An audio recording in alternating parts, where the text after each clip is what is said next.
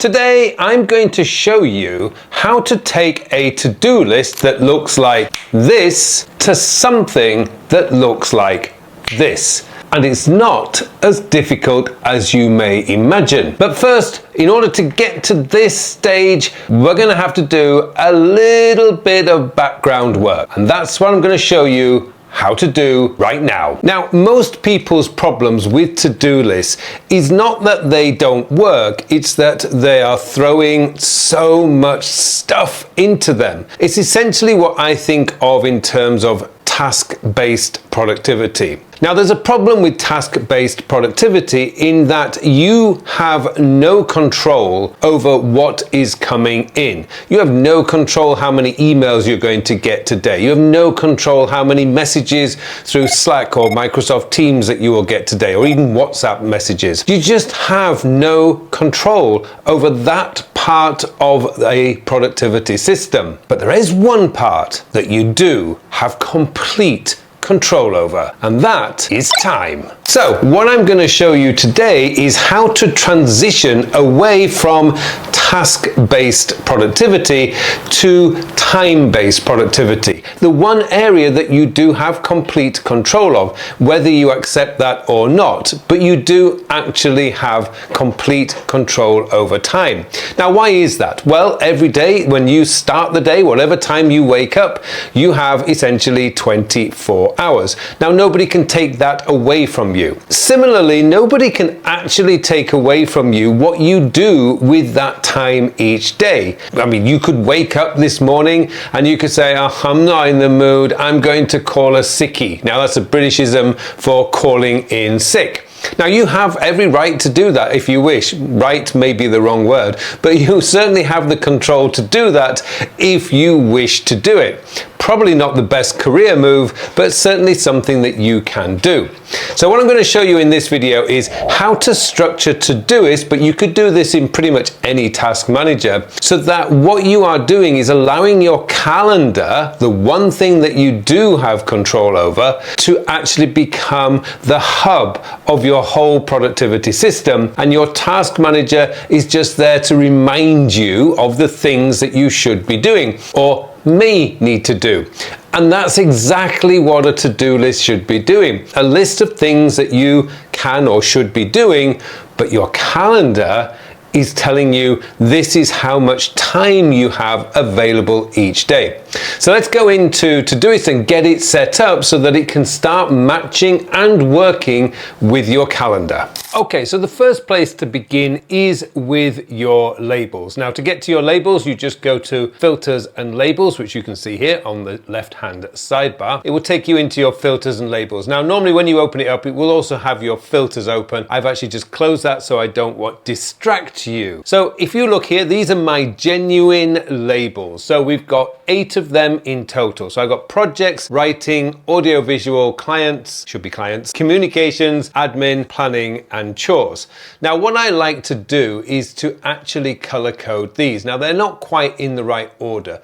Writing is actually where most of my work comes from because I do a lot of writing. Projects, true, but also I have a lot of client work to do, so that would go into second, and then I would probably have my projects. And audio visual, I would want to just edit that and give it a color of red because that is a critical part of my work. I think of that in terms of my core work. Now, communications, yeah, it's red at the moment, but what I'm going to do is I'm going to change that color to an orange color because it's not quite as important. Whoops, we go back to filters and labels. It's not quite as important as the other. So there's something that I just do. Now, that doesn't help too much, but it does give you an indication of the importance of your different categories of work. So once you've got those set up, now what you can do is then go into your tasks. Now, the way I do this is when I'm doing my weekly planning, I make sure that my labels are accurate. So if you look in my this week here, I've got admin, communications, admin, communications, admin, communications, and projects. And that actually would normally be a typical week, to be fair, because a lot of our work is pretty much admin and dealing with communications.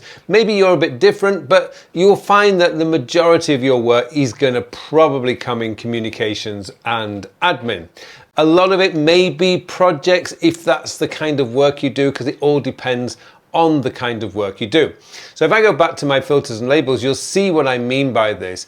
These reflect the work that I do. This does not reflect the work that you do. It all depends on the kind of work that you do. Now, for example, I can tell you now that the bottom 4 you are probably going to have. We all have to deal with communications, admin, planning is an important one, and chores. We all have chores to do. So I'm guessing that you will have a reason to use those 4. The top 4 on there is really the kind of work you're doing. If you're a teacher, you're probably going to have labels for class material preparation. If you are a designer, you may have different designs, types or categories of work that you do. You've got to think about what your core work is for those critical top 4 labels. To be fair, it doesn't really matter the order you put them in, but it's nice to see a way of categorizing by prioritization, if you like.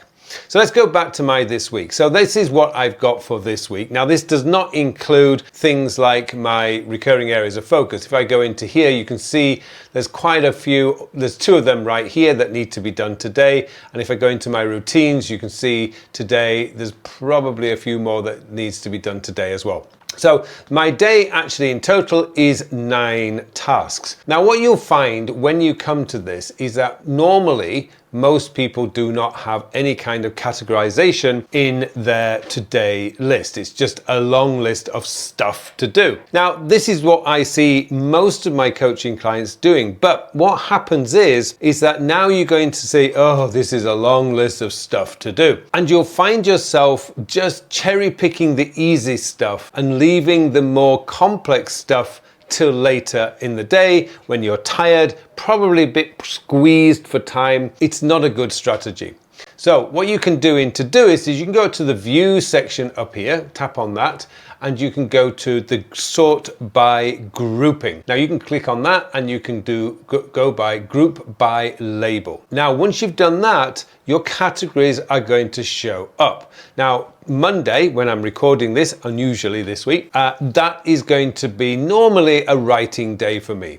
Audio visual is usually done on Wednesday. In a moment, I'll show you my calendar to show you how your labels and your calendar work hand in hand. Now, if you are a more visual person, you can go back to the view section and you can go by board. Once you've got the grouping, then you've got here your writing, audio visual, and stuff like that. Incidentally, with the new calendar view, you can actually drop down here all the other things that you have down for today. I've got a lot of stuff scheduled for today, but that's just a sidebar. But the most important thing is now I've got my categories here. So I personally prefer to look at things in a list. You may prefer to see things as a board. It's entirely up to you. But as you can see, by using that grouping function, I can now categorize the different types of work I do. However, when it now comes to my calendar, this also starts to work. So what I'm going to do is I'm just going to click the plus on here. We'll stick to doing all this in Google. Let's go to my calendar. And so if you can see you can see my calendar now.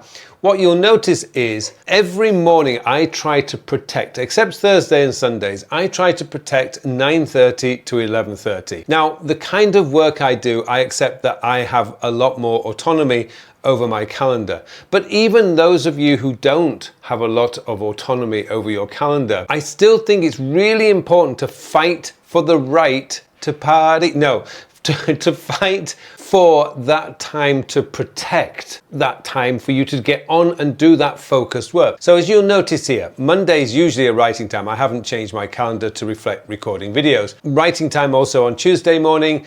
Usually I will record videos on a Wednesday morning. I have coaching calls on Thursday, and then I've got writing time on Friday. And then my favorite block of the week is my Saturday morning, which is admin and planning time, which I absolutely love because I can put music on in the background, not being disturbed by anybody. I can just get on and plan the following week. I mentioned before that one of the most critical parts of this time-based productivity is you don't have any control over the number of emails and messages coming in at you each day. It's just beyond your control. You don't know who's going to click send and send you an email. One thing you do know though is every day you're going to get email. Even on the weekends, for most of us, we're getting email. If you can carve out 1 hour a day just dedicated to dealing with your communications, you are not ever going to build a backlog. Now, it could be that you have a backlog right now and you're going to need maybe 90 minutes most days to get back on top of it. But once you've got your email under control, whoa, now there's no problems because you've got an hour every day to deal with your communications. Similarly, I have an hour for admin. Now, I'll be perfectly honest about admin. It's very rare that I need the full hour. Although today, if we go back to my Todoist, I know I will need the full hour because when I get down to the admin time, I've got this task here, which is sort out the VAT returns for my accountant. And I know that's going to take me 45 minutes. So there is a few things there. And there's also, I've got an approval form to approve for Graham, which also I will get done today. And that means that that hour is going to get taken up I'm pretty sure that will get taken up. My communication stuff here, that will probably easily, no problem getting done. These send the current edits for review, ask our job to take care of Mr. Solo. You know, that's just like quick communications. Action this day, I don't know yet. I mean, it's only around about 12 p.m. here now. So I don't know how many emails are in my action this day. And it doesn't matter because I'm not going to be doing any email until, looking at my calendar, if you see that, 3 p.m. So in the next 3 hours, I will do my communication, but right now I'm not doing it. So as you can see, you match, I've got writing time, audio visual time, writing time, admin and communications. Usually I will have if I need it, I will have a project block somewhere around here. I mean, I've got enough space in my calendar to deal with all the unknown emergencies that are going to happen. But a lot of those emergencies often just require me to do some form of communication. So I will do it at 3 p.m. And that's the secret, or if you like, that's the method of being able to shift yourself away from being task-based, which is just not sustainable, to being more time-based, where you are categorizing your work and allocating blocks of time to do that work so that each day you're always on top. Now, let's be honest, most of you are not emergency first responders. Like, you do not need to respond instantly to every message from a client or boss that comes in. Now, if you're deceiving yourself and you believe that to be the case, then that is the first thing you need to sort out. Talk to your customers, talk to your boss. That is unsustainable. You'll never be able to get any work done if you allow other people to interrupt you when they want to interrupt you. Come on. Get hold of that one. That's something that you can change. The alternative is, if you think about it, you don't want your lawyer to be the kind of person who says, "Excuse me, judge, I need to take this call from a client." That would really frustrate you. Similarly, you wouldn't want a surgeon performing surgery on you, stopping every 5 minutes to go and answer a call from his boss or her boss. Think about how you come across as a professional. Okay, I'll get back to you within the next 2 or 3 hours. That's normally 9 times out of 10, that's absolutely fine. Always, you're going to need to deal with that issue if it is a problem for you, because that's separate from this, and you'll never be able to change anything until you get control of that situation. But that's a sidebar. But this is how you do it. This is how you get your task manager so that it's working for you and not against you by creating anxiety and stress. It's such a simple little shift in Todoist. Just work out what your categories of work are. Organize your today list on the view option up there. You can group it by label. And now you're using your calendar and Todoist together. Now, I have not found a way of being able to do this in Todoist so that I can allocate the tasks, because I wouldn't want to do that. I want to keep some flexibility in my day. For example, I have a writing block tomorrow, and let's just say that writing this week's blog post, I have no idea what I want to write. It's not fully formed. I can just reschedule that for tomorrow. I have another writing block for tomorrow. Perhaps the only thing I will write today is my learning note and the coaching feedback. That might be it. The videos I'm doing right now. So this helps you to keep some kind of flexibility in your week, because I have 3 writing blocks each week. So if some of this I don't want to do today, I can move off until another day. Now, if you want to learn more how I actually use Todoist on a day-to-day basis, then my latest Todoist setup video is the one to watch next, which you can see just up there above my left shoulder.